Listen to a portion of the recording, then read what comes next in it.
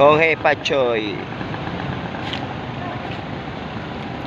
Hello, good morning. Narito ngayon tayo sa municipal na lalawigan ng Taytay Rizal, na kung saan sila ay may activity.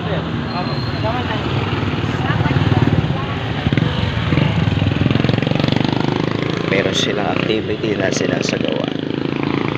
Yan po ang kagandahan natin makikita. Kagandahan ng Taytay Municipality.